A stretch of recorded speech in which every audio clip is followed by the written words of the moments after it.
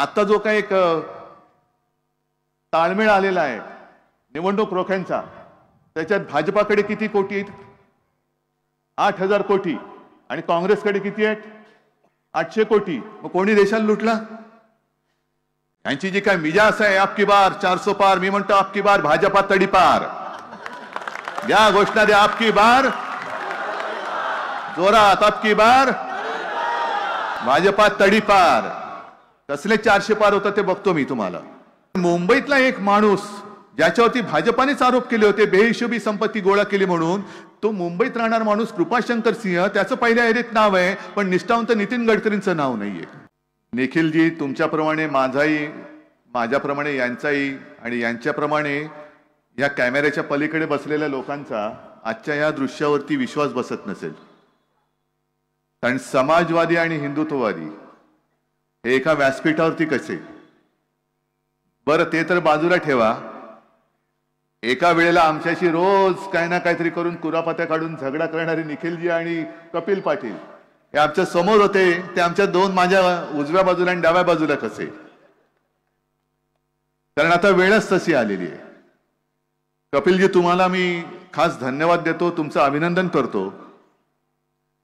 तुम्ही केवळ एक तुमची काहीतरी हौस भागवायची म्हणून पक्ष नाही काढलात, तर ज्या वेळेला देशाला गरज आहे, लढवय्यांची गरज आहे, अशा वेळेला पक्ष काढलेला आहात. आणि नाव पण चांगले ठेवले, समाजवादी गणराज्य पार्टी. मला अनेक जण विचारतात की तुमचा नेमका विरोध कशाला आहे. तो विरोध तुमच्या पक्षाचं नाव घेऊनच सांगतो की आता ही जी लढाई होणार आहे ती माजवादी विरुद्ध समाजवादी. एका बाजूला माजलेले आहेत माजवादी आणि या बाजूला समाजवादी. असे माजवादी आणि समाजवादी, बोला तुम्हाला काय पाहिजे? माजलेले लोक पाहिजेत का समाजवादी म्हणजे तुम्हाला समजून घेणारी लोक पाहिजेत? आणि एक ही गोष्ट खरी आहे की नितीश कुमार काय, अशोकराव काय एवढ्या लवकर जातील आमच्यातून, म्हणजे इथून तिथे असं कधी वाटलं नव्हतं. कारण सगळ्यात आधी देशामध्ये यांच्या विरुद्ध आघाडी व्हावी अशी इच्छा नुसती व्यक्त करून बसले नव्हते, तर माझ्याही घरी आले होते ते नितीश कुमार. एक सुरुवात चांगली झाली होती, 2-3 बैठका झाल्या आणि नंतर साधारणतः आम्हाला एक संशय यायला लागला होता. तो सोडून द्या, त्या सगळ्या खोलात मी काही जात नाही.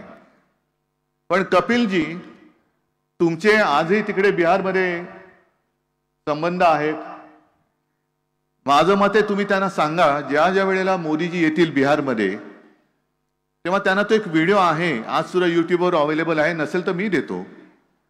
साधारणतः 8-1 वर्षापूर्वीची बिहार मधल्या निवडणुकीत मोदीजींनी सगळ्यांना सांगितलं होतं कि मैं तो नया था, कुछ समझ में बात आ रही नहीं आ रही थी, अब भी आ रही है नहीं आ रही हमें नहीं पता, लेकिन उस वक्त तो मेरे समझ में कुछ बात नहीं आ रही थी. अब सारी बातें समझ में आने लगी है और अब पता चला कि 50,000 करोड़ से कुछ बिहार का होने वाला नहीं है. मग त्यांनी त्याच सभेत सांगितलं की कितना दे दूं, 50,000 दे दूं कि और ज्यादा? वो लोक वेड्यासारखी म्हणत होती और ज्यादा. 60,000 दे दूं कि और ज्यादा, और ज्यादा. 70,000 दे दूं कि और ज्यादा. असं करत करत जणू काय मतांचा लिलावच मांडलाय. असं करत करत 90,000ला बोली थांबली आणि मोदीजींनी 1.25 लाख कोटीचं पॅकेज बिहारला जाहीर केलं होतं 8 वर्षापूर्वी. नितीशजींना विचारा त्यातले किती पैसे आले आणि किती बिहारच्या जनतेसाठी वापरले याचा हिशोब मांडा. जर 1.25 लाख कोटी आले असतील तर मग आम्ही सुद्धा तुमच्या बरोबर यायला तयार आहोत, आमचं उघडच आहे. पण हा जो काही फसवाफसवीचा खेळ सुरू आहे, पूर्वी दिलीप प्रभावळकरांचं एक चांगला चालायचं हसवा फसवी, आता मोदीजींचं सुरू आहे फसवा फसवी. फसवा फसवी वेगवेगळी रूपं घेऊन येतात, वेगवेगळे काहीतरी भाई और बहनों मेरा और आपका बहुत पुराना रिश्ता है, आपण एकदम गांगरून जातो, अरे हो खरं यांचं. पण आपण विसरून जातो की पूर्वी काय बोलले होते. 2 वेळा आमची फसगत झाली. आधीपासून 25-30 वर्ष आधी शिवसेना आणि भारतीय जनता पक्षाची युती होतीच, पण 2 वेळेला आम्ही मोदीजींच्या त्या सगळ्या भूलथापांना भुललो होतो, आम्ही त्यांना पाठिंबा दिला आणि पदरात काय पडले. बरं धोंडे पडले तरी ठीक आहे, कारण धोंड्याला शेंदूर फासला तर देव तरी होतो. यांचं काय? नुसतं गेल्या 10 वर्षामध्ये नामांतर झालेली आहेत. योजनांची नावं बदला, स्टेशनचं नाव बदला, शहरांचं बदला. तर 2 शहरांचं मी बदललं, ज्याचा मला अभिमान आहे. छत्रपती संभाजीनगर केलं आणि दुसरं धाराशिव केलं जिल्ह्याचं नाव, याचा मला अभिमान आहे. आणि काँग्रेस राष्ट्रवादीने मला पाठिंबा दिला होता. पण आता नुसतं योजनांचं किंवा गावांचं नाव नाही बदलत. आता यांनी जुमल्याचं नाव सुद्धा गॅरंटी म्हणून केलेलं आहे. जे आतापर्यंत जुमले होते, अच्छे दिन आएंगे, नहीं वो तो जुमला होता है. चुनाव के वक्त तो ऐसी बातें कही नहीं पड़ती, उसमें क्या है. 15 लाख रुपए आपके अकाउंट में आ जाएंगे, काला धन आएगा, ये तो जुमला था. आता जुमल्याच्या ऐवजी त्याला नाव दिलं त्यांनी गॅरंटी. तुम्ही किती पैसे खा, काय वाटेल ते करा, भाजपात या, आपका बाल भी नहीं बाका होगा, मेरी गॅरंटी आहे, मोदी गॅरंटी आहे. आणि तुम्हाला खोटं वाटतं की काय मी बोलतोय ते? हा, तुमचा विश्वास आज सुद्धा माझ्यापेक्षा त्यांच्यावर असेल तर मग प्रश्नच मिटला. पण साधी गोष्ट सांगतो, काल भारतीय जनता पक्षाने पहिली यादी जाहीर केली. किती? 195 लोकांची. आता 195 लोकांमध्ये हा त्यांचा प्रश्न आहे, पक्षांतर्गत आहे. मी काय त्याच्यात जाऊ इच्छित नाही. म्हणजे भाजपात पण जाऊ इच्छित नाही आणि त्यांच्या पक्षांतर्गत बाबीत सुद्धा जाऊ इच्छित नाही. पण जी 195 लोकांची यादी आली, त्या यादीमध्ये कोणाकोणाची नावं आहेत? मोदीजींचं आहे, शहांचं आहे, सगळे. पण मोदीजी, आम्हाला नरेंद्र मोदी आणि अमित शहा ही नावं माहिती नव्हती. तुमची आमची ओळख पाळख नव्हती. भारतीय जनता पक्षाची ओळख आम्हाला प्रमोद महाजन आणि गोपीनाथ मुंडे यांनी करून दिली. आणि अगदी शिवसेना भारतीय जनता पक्षाच्या युतीचे शिल्पकार म्हणून सुद्धा प्रमोद महाजन यांचं नाव लिहिलं जातं. आहेच, कारण आमचे कौटुंबिक संबंध तेव्हा होतेच. पण त्यानंतर जे त्यांच्या सोबतीने आले ते नितीन गडकरी आले. जे 95 ते 99 या आपल्या युतीच्या कालखंडात त्यांनी जी काय 55 उड्डाण पूल बांधले, मुंबई पुणे रस्ता केला, विक्रमी वेळेमध्ये केला, आणि एक चांगला काम करणारा माणूस, संघाचा आणि भारतीय जनता पक्षाचा कडवट निष्ठावान एक कार्यकर्ता, आज त्यांचं नाव पहिल्या यादीत नाहीये. मग कोणीतरी म्हणेल, अहो तुम्हाला काय अक्कल आहे की नाही, महाराष्ट्राची यादी अजून जाहीरच झालेली नाही. ठीक आहे ना, महाराष्ट्राची यादी जाहीर नसेल झाली, पण मुंबईतला एक माणूस ज्याच्यावरती भाजपानेच आरोप केले होते, बेहिशोबी संपत्ती गोळा केली म्हणून, तो मुंबईत राहणार माणूस कृपाशंकर सिंह, त्याचं पहिल्या यादीत नाव आहे, पण निष्ठावंत नितीन गडकरींचं नाव नाहीये. ही कुठली गॅरंटी? हा कुठला प्रकार आहे? मग कुठल्या, तो त्यांचीच जाहिरात होती ना, कुठे नेऊन ठेवलाय महाराष्ट्र माझा. हे खरंच आहे, महाराष्ट्राने पूर्ण देश कुठे नेऊन ठेवलाय तुम्ही आमचा. या जय जय महाराष्ट्र माझा या गाण्याला त्यांनी राज्यगीताचा दर्जा दिला, चांगली गोष्ट, अभिमान वाटावा असंच ते गीत आहे. पण नुसतं त्याच्यावरती मानात डोलावणं आणि नुसतं ते झाल्यानंतर छत्रपती शिवाजी महाराज की जय बोलण्यापुरते गाणं नाही. त्या गाण्यातले शब्द ऐका, काय आहे ते? काळ्या छातीवरी कोरली अभिमानाची लेणी, सह्याद्रीचा सिंह गरजतो वगैरे काय काय ना, आणि दिल्लीचेही तख्त राखीतो. गेल्या वेळेला महाराष्ट्राने आपल्या युतीचे 42 खासदार निवडून दिले नसते तर दिल्लीचं तख्त हे राखू शकले नसते. आता तीच वेळ आलेली की दिल्लीचे तख्त फोडतो, पहिल्यांचं तख्त आपल्याला फोडावं लागेल आणि मग आपलं तख्त तिकडे बसवावं लागेल. यांची जी काय मिजाज आहे, आपकी बार 400 पार, मी म्हणतो आपकी बार भाजपा तडीपार. या घोषणा द्या, आपकी बार जोरात, आपकी बार भाजपा तडीपार. कसले 400 पार होता ते बघतो मी तुम्हाला. अरे गेल्या वेळेला जर माझे 40-42 महाराष्ट्राने निवडून दिले नसते तर तुम्ही 250च्या पुढे जाऊ शकला नसतात. आणि 2 वेळेला तुम्ही आमचा विश्वासघात केला. आम्ही हिंदुत्व म्हणून तुमच्या सोबत होतो, जरूर होतो, पण आमचं हिंदुत्व आणि तुमचं हिंदुत्व याच्यामध्ये जमीन आसमानचा फरक आहे. तुमचं ते हिंदुत्व आम्ही मानायलाच तयार नाही आहोत. आज हे सगळे काय आलेत समाजवादी विचाराची लोक, हे का माझ्या बरोबर आलेत? मुस्लिम लोक मोठ्या प्रमाणात येत आहेत, काय येतात माझ्या बरोबर? कारण आमचं हिंदुत्व हे घरातली चूल पेटवणारं हिंदुत्व आहे आणि भाजपचं हिंदुत्व हे घर पेटवणारं हिंदुत्व आहे. आमचं हिंदुत्व हे गाडगे बाबांचं हिंदुत्व आहे. जो तहानला असेल त्याला पाणी देणं, जो भुकेला असेल त्याला अन्न देणं, ज्याच्याकडे वस्त्र नाही त्याला वस्त्र देणं, ज्याच्याकडे घर नाही त्याला घर देणं. असं काही नाही की गाडगे बाबा देव मानत नव्हते. पण गाडगे बाबा ज्या वेळेला पंढरपूरची वारी असायची तेव्हा तिकडे जायचे गाडगे बाबा. माझ्या आजोबांनी त्यांचं चरित्र लिहिलेलं आहे. आणि माझ्या जन्माच्या आधी सुद्धा आजोबा आणि गाडगे बाबांची वेगळी त्यांचे ऋणानुबंध होते, स्नेहसंबंध होते. माझी आई सांगायची, बाळासाहेब सांगायचे की गाडगे बाबा घरी यायचे पण ते घरात नाही यायचे, बाहेर बसायचे. आमचं दादरचं घर मला नाही माहिती तुमच्यापैकी किती जणांनी त्यावेळेला पाहिलं असाल, आता तिकडे सुद्धा टॉवर झालाय. पाठीकडे यायचे आणि सुनबाईला हाक मारायचे, म्हणजे माला की काय भाकर तुकडा असेल तर दे. आता गाडगे बाबा आले म्हटलं सगळे पण आजोबा वगैरे सांगा, अरे आत याने आतमध्ये नाही, मी बाहेर बसणार. आणि मग स्वयंपाक करायला लागली तर ते बोलाय, सुनबाई असं नाही करायचं, तुझ्याकडच्या कालचा शिळा काय भाकर तुकडा असेल तर दे, नाही तर मी चाललो. मग ते शिळं काय असेल तर ते खायचे. आणि हे गाडगे बाबा जेव्हा पंढरपूरला जायचे तेव्हा त्यांचा खराटा घेऊन ते तिथल्या ते चंद्रभागेचं वाळवंट झाडत बसायचे काठ. मग कोणतरी जायचं, काय बाबा तुम्ही दर्शन घेतले की नाही मंदिरामध्ये, आषाढी आहे. ते म्हणाले, हा बघ समोर जो पसरलाय ना, हा माझा देव आहे. जे वारकरी असायचे सांगायचं, हा माझा देव आहे. इकडे मुलं बाळ महिला किती आलेल्या आहेत. इकडे जर का साफसफाई नसेल, कचरा साठला तर रोगराई येईल. आणि जर रोगराई आली आणि ह्याच्यामध्ये काहीच घडलं तर तुझा आतला देव सुद्धा मला माफ नाही करणार. पहिले ह्यांची सेवा कर, ह्यांची सेवा केली तर आतला देव तुला पावेल. हे आमचं हिंदुत्व आहे, कारण हे संस्कार लहानपणापासून आमच्यावरती झालेले. आज तुम्ही सगळेजण सोबत आल्यात, महाराष्ट्राच्या कानाकोपऱ्यातून आलेला आहात. नेमकं काय करणार? आप आगे बढ़ो, हम तुम्हारे साथ है. आले सगळे तुम्ही साथ, काय करायचं काय सांगा मला. मला कुटुंब प्रमुख मानता, त्याच्याबद्दल तर नक्कीच मी तुमचा ऋणी आहेच. पण नेमकं काम काय करणार? कारण आता पैसा तर अमाप आहे. बरं, गेले 75 वर्ष काँग्रेसने देशाला लुटलं. वर्षाताई मला माहित नाही, वर्षाताई तू किती, वर्षाताई आणि वर्षाताईचे वडील किती वर्ष काँग्रेसमध्ये आहेत, त्याच्यामुळे काँग्रेसने देशाला किती लुटलं आपण हिशोब काढूया. अर्थतज्ञ बसलेत, मला सांगा आता जो काही एक ताळमेळ आलेला आहे निवडणूक रोख्यांचा, त्याच्यात भाजपाकडे किती कोटी आहेत? 8,000 कोटी. आणि काँग्रेसकडे किती आहेत? 800 कोटी. मग कोणी देशाला लुटला? किती, कोणी लुटला? काँग्रेसकडे तर 800 कोटी असतील, यांच्याकडे 8,000 कोटी आहेत, ते सुद्धा गेल्या 10 वर्षातले. म्हणजे जे काँग्रेसला 70 वर्षात जमलं नाही ते आम्ही करून दाखवलं. हे मोदी बोलतात हे एकमेव सत्य आहे की जे काँग्रेसला पैसे जमलं नाही ते भाजपने करून दाखवलं. 800 कोटी काँग्रेसने जमवले, यांनी 8,000 कोटी. आणि तरी काँग्रेसवरती आरोप करतायत यांनी देशाला लुटला.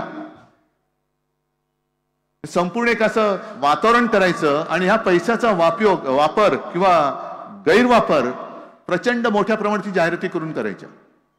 मोठमोठ्या जाहिराती मी प्रत्येक माझ्या सभेत सांगतो.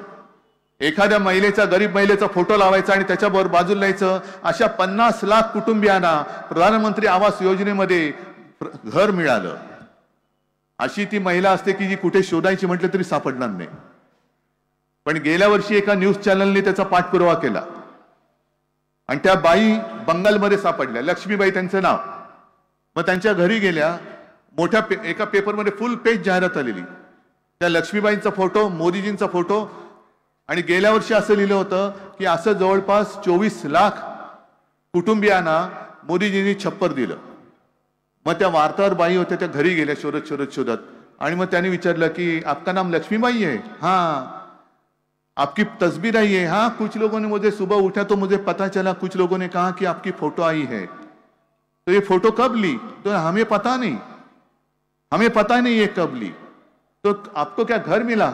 ये घर आपका है? तो हाँ मेरा है. मेरा नहीं, मैं यहाँ रहती हूँ, मेरा नहीं है, ये तो किराए का घर है, लेकिन इसमें तो लिखा है आपको घर दिया. तो देखो ये घर है, 500 रुपया महीना मुझे भाड़ा देना पड़ता है. मग त्या बाईने सांगितलं की कुठेतरी त्या कामाला गेल्या होत्या, तिकडे बहुतेक हा फोटो काढला असेल. म्हणजे कोणाचाही कशाचा पत्ता नाहीये, पण फोटो आहे आणि बाजूला प्रधानमंत्र्यांचा फोटो आहे म्हटल्यानंतर आपण विश्वास ठेवतो की अरे माझ्या गावात नसेल पण बाजूच्या गावात नक्की घर दिलं असेल, कारण प्रधानमंत्र्यांचा फोटो आहे. अजूनही जनतेचा सरकारवरती नाही पण सरकारी जाहिरातीवरती थोडा विश्वास आहे. आणि इकडेच आपण फसतो. उज्ज्वला योजना, एवढ्या लाख लोकांना आम्ही गॅस सिलेंडर दिला, एवढ्या कोटी लोकांना आम्ही रोजगार दिला. कुठे आहे, कुठे रोजगार कुठे आहे? आणि संपूर्ण वागडी जी तुम्ही फिरता, आम्ही सगळेच फिरतो आहोत, तुम्ही सुद्धा फिरतात, तुम्ही तर जनतेमध्येच असता. जिथे जिथे जातो तिथे तिथे असंतोष आहे. शेतकरी आक्रोश करतोय, कामगार आक्रोश करतोय, विद्यार्थी आक्रोश करतोय. पण सगळ्यांच्या मनामध्ये एकच भीती आहे की ईव्हीएम मध्ये काय होणार. बरोबर ना? तुमच्याही मनात आहे ईव्हीएमचं काय, ईव्हीएमचं काय, ईव्हीएमचं काय. असा एक संभ्रम निर्माण केला जातोय की काय वाटेल ते झालं तरी ईव्हीएम मध्ये ते घोटाळा करतील आणि ते जिंकतील. अजिबात नाही. या वेळेला जर त्यांनी तसा प्रयत्न केला, उघड उघड असंतोष, रोष दिसतोय, सरकार विरुद्ध रोष दिसतोय, पण ईव्हीएम मध्ये घोटाळा करून जर भाजपा जिंकलं तर देशात मध्ये असंतोषाचा भडका उडाल्याशिवाय राहणार नाही. एवढा तीव्र असंतोष हा जनतेमध्ये आहे. करून बघाच, ईव्हीएम घोटाळा करूनच बघा तुम्ही. कारण प्रत्येक वेळेला काहीतरी एक, म्हणजे आता तेलंगणामध्ये काँग्रेस जिंकली, मग ईव्हीएम कुठे गेली, इकडे ते जिंकले, मग ते कुठे गेलं. नाही, पण देशभर जो एक आक्रोश आहे, आणि मी तर जातो, लोकांमध्ये जातो, शेतकऱ्यांमध्ये जातो. इथे कोणी शेतकरी असल्याचा प्रश्न नाहीये, पण ग्रामीण भागामध्ये माझ्या जाहीर सभेमध्ये जवळपास सगळेच्या सगळे शेतकरी असतात. मी विचारतो शेतकरी किती आहेत, हात वर करा. मग शेतकरी सगळे हात वर करतात आणि त्यांना मी सरळ विचारतो, मी मुख्यमंत्री असताना महाविकास आघाडी सरकारने जे तुमचं कर्ज माफ केलं होतं, कर्जमुक्ती केली होती, ती तुम्हाला मिळाली होती की नाही ते सांगा, उघड सांगा. आणि मी चॅनलच्या समोर विचारतो त्यांना. सगळेजण जोरात ओरडून सांगतात, हो मिळाली होती. आपत्तीमध्ये जी मदत महाविकास आघाडी सरकारने केली होती, ती तुमच्यापर्यंत पोहोचली होती की नव्हती? सगळे सांगतात मिळाली होती. आता त्याच्यानंतर हा दुष्काळात 13वा महिना म्हणून हे घटनाबाह्य सरकार आलेलं आहे. त्यांनी केलेली मदत पोचते का? त्याला पोचलेलीच नाहीये. कर्जमाफी तर सोडूनच द्या, पुन्हा कर्जाचा डोंगर चढलेला आहे.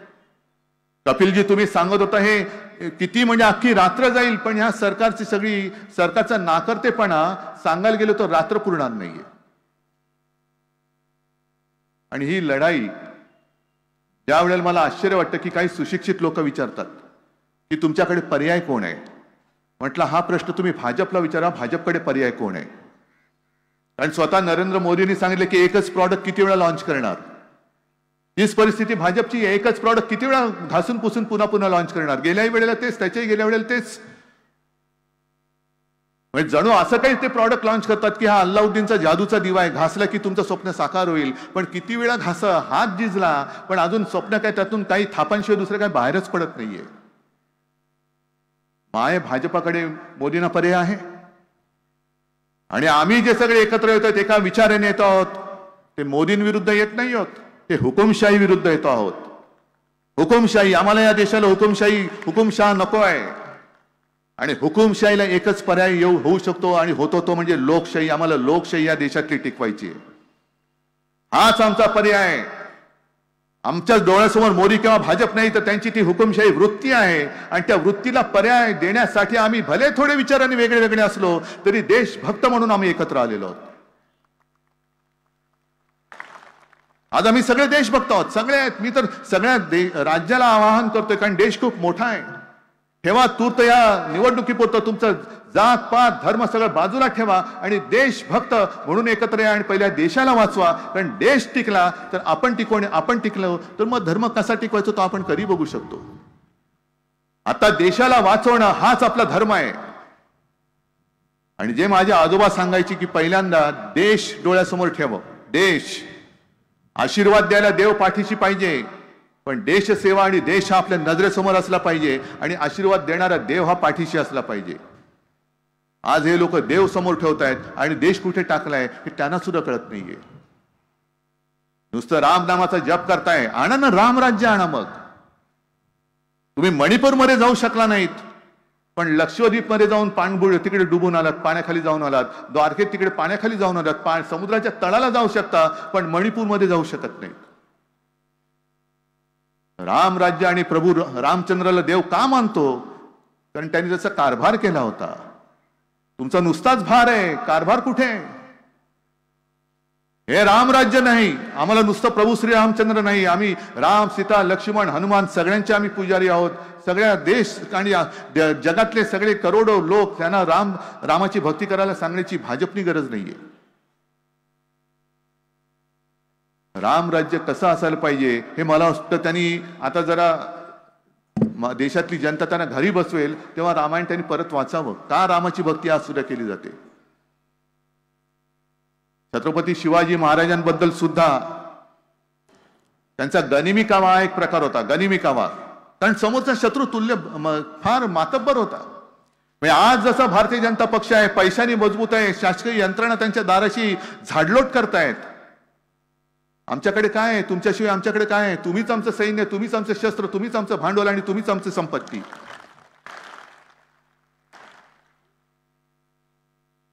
छत्रपती शिवाजी महाराजांनी सुद्धा गनिमी कावाचा तेव्हा अवलंब केला होता. पण संपूर्ण इतिहासामध्ये एक सुद्धा उल्लेख असा नाही की छत्रपती शिवाजी महाराजांनी त्यांच्या मित्राला दगा दिला. एक सुद्धा उदाहरण मिळणार नाही. तुम्ही नावं मोठी मोठी घेतायत, प्रभू रामचंद्राचं घेताय, छत्रपती शिवाजी महाराजांचं घेताय, पण त्यांच्यापैकी काहीतरी एक कण तरी तुमच्यामध्ये आलाय का हा पहिला विचार करा.